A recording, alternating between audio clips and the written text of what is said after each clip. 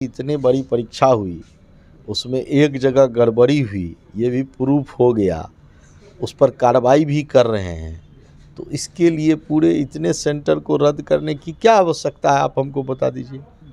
इसीलिए सरकार ने निर्णय लिया है और सरकार का जो निर्णय होगा है, हम समझते हैं यहाँ के युवाओं के भविष्य के लिए अच्छा निर्णय है।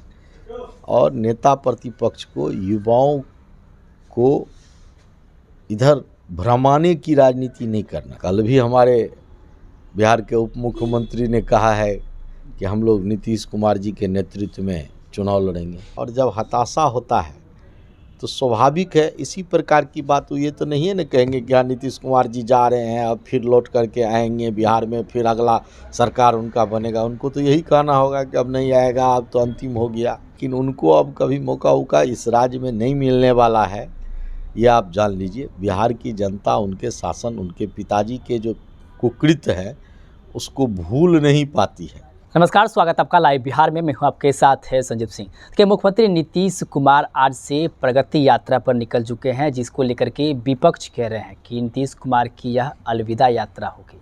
इसी मुद्दे को लेकर के खास बातचीत करेंगे। हमारे साथ बात करने के लिए बीजेपी से विधायक है, पूर्व मंत्री रहे हैं आलोक रंजन जी, सीधे बातचीत करते हैं। नीतीश कुमार की यात्रा को कैसे देखते हैं? देखिए, नीतीश कुमार, आदरणीय नीतीश कुमार जी कोई पहली बार यात्रा पर नहीं निकले। वो एक ऐसे मुख्यमंत्री हैं जो अपने विकास कार्यों के लिए योजना भी बनाते हैं, उसको क्रियान्वयन भी करते हैं और उस योजनाओं को देखने के लिए ज़मीन पर भी जाते हैं। और आप देख रहे होंगे कि प्रत्येक वर्ष माननीय मुख्यमंत्री जी किसी न किसी यात्रा के माध्यम से जनता के बीच जाते हैं, जनता के बीच जनता की सारी समस्याओं को समझते हैं और उस समस्याओं का समाधान करते हैं। ग्राउंड जीरो पर जाकर के यदि कोई मुख्यमंत्री अपने प्रत्येक किए कार्यों का समीक्षा करे, हम समझते हैं कि इससे बड़ी बात नहीं हो सकती। और यही कारण है कि आज लगभग 19 वर्षों से बिहार का जो ये तस्वीर बदला है, बिहार की का जो विकास यात्रा है एनडीए के साथ, वो इसी के कारण कि ऐसे मुख्यमंत्री हैं जो ग्राउंड जीरो पर जाकर के अपने ही किए कार्यों की समीक्षा करते हैं। विपक्ष कह रहे हैं कि ये अलविदा यात्रा है, यात्रा का नाम जो है उनको बार बार बदलना पड़ जाता है। ये यात्रा जो है उसको लेकर कह रहे हैं कि इसके बाद नीतीश कुमार कभी सत्ता में आएंगे नहीं इस यात्रा के बाद। देखिए, विपक्ष के लोग हताश हैं, निराश हैं। अभी बिहार का 4 उपचुनाव हुआ, 3 सीट विपक्ष का था। उस चुनाव में हार के बाद विपक्ष समझ रही है कि हमको अब बिहार की जनता ने अलविदा कह दिया है।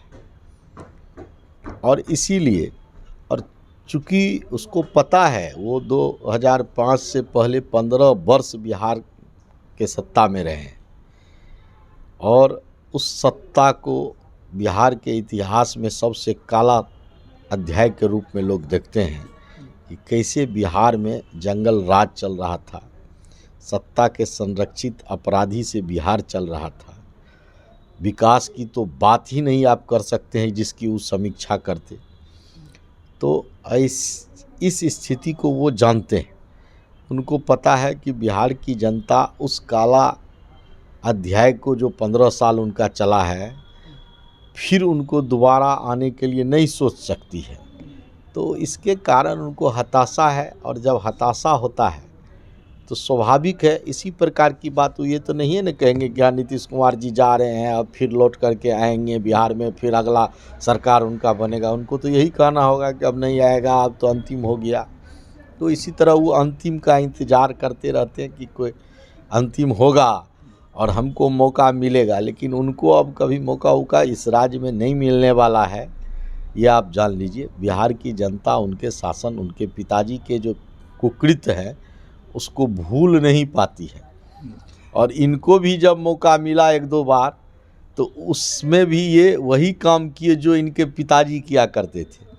तो इसीलिए बिहार की जनता इनके पिताजी को भी समझ चुके हैं और इनको भी समझ चुके हैं। बीपीएससी के अभ्यर्थी जो हैं अपनी मांगों को लेकर के पटना गर्दनी भाग में कई दिनों से आंदोलन बैठे हैं। तेजस्वी यादव मुलाकात करने आधी रात को पहुंचे, इसके बाद मुख्यमंत्री नीतीश कुमार को पत्र भी लिखे हैं कि उसकी मांग जो है वो जायज़ है, उसे पूरा किया जाए। कैसे देखते हैं इसको? नहीं, देखिए, तेजस्वी जी नेता प्रतिपक्ष हैं और नेता प्रतिपक्ष को जाना ही चाहिए। लेकिन एक चीज़ हम यही कहना उनको चाहेंगे कि आप नेता प्रतिपक्ष हैं, आप मांग करते हैं, लेकिन आप ऐसे काम जिससे अपने बिहार के युवाओं का भविष्य खराब हो, आपने आज तक यहाँ के युवाओं के लिए कुछ किया नहीं, लेकिन आप चाहते हैं कि किस प्रकार से यहाँ के युवा का भविष्य खराब हो। आदरणीय नीतीश कुमार जी या एनडीए की सरकार यहाँ के युवाओं के लिए नौकरी रोजगार की व्यवस्था करने का वादा भी करती है, उसको पूरा भी करती है, और यदि कोई कठिनाई है तो उसका समाधान यदि कोई करेगा तो एनडीए की सरकार करेगी। परीक्षा रद्द करने की बात कर रहे हैं तमाम जो अभ्यर्थी हैं, वो कह रहे हैं पूरे बिहार की रद्द होना चाहिए। उसमें तो सरकार ने निर्णय लिया है कि दोबारा फिर से परीक्षा हो। एक ही परीक्षा सेंटर के बारे में, एक सेंटर पर, चूँकि इतनी बड़ी परीक्षा हुई, उसमें एक जगह गड़बड़ी हुई, ये भी प्रूफ हो गया, उस पर कार्रवाई भी कर रहे हैं, तो इसके लिए पूरे इतने सेंटर को रद्द करने की क्या आवश्यकता है, आप हमको बता दीजिए।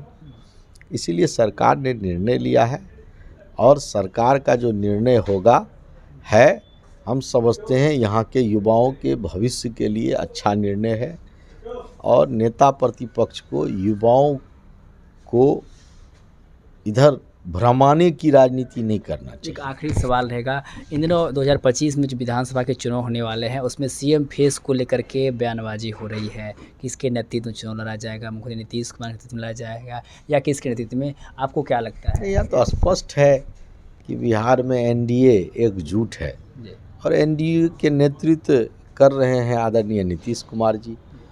कल भी हमारे बिहार के उप मुख्यमंत्री ने कहा है कि हम लोग नीतीश कुमार जी के नेतृत्व में चुनाव लड़ेंगे। इसमें कहाँ कोई भ्रम है, कहाँ कोई किसी प्रकार की ऐसी बात है जो कि आप लोग जिस बात को विषय को उठा रहे हैं। चलिए, बहुत बहुत धन्यवाद बातचीत करने के लिए। तो हमारे साथ बातचीत कर रहे थे पूर्व मंत्री, वर्तमान में बीजेपी से विधायक है आलोक रंजन जी। इन्होंने साफ साफ कहा कि मुख्यमंत्री नीतीश कुमार ने जो काम किया है बिहार में, वो अपने कामों को लेकर के जनता के बीच आ रहे हैं और हर साल जाते हैं। यह पहली यात्रा नहीं है, लगातार वो यात्रा करते रहते हैं। और साथ ही साथ तेजस्वी यादव जो बीते दिनों बीपीएससी अभ्यर्थी से मुलाकात करते हैं, इसके बाद मुख्यमंत्री नीतीश कुमार को पत्र लिखते हैं, उसके बारे में भी इन्होंने कहा कि जब उनका शासनकाल था 17 महीने का, और साथ ही साथ उनके माता पिता का जो शासनकाल था उसमें क्या कुछ हुआ था वो बिहार की जनता भली भांति जानते हैं, समझते हैं, और आने वाले समय में उसका जवाब भी मिलेगा। क्या कुछ करते तमाम चीज़ को लेकर के वो आप सुन रहे थे। आप भी प्रतिक्रिया हमें कमेंट उसका दे सकते हैं। आप देख रहे थे लाइव बिहार। आप सभी का बहुत बहुत धन्यवाद।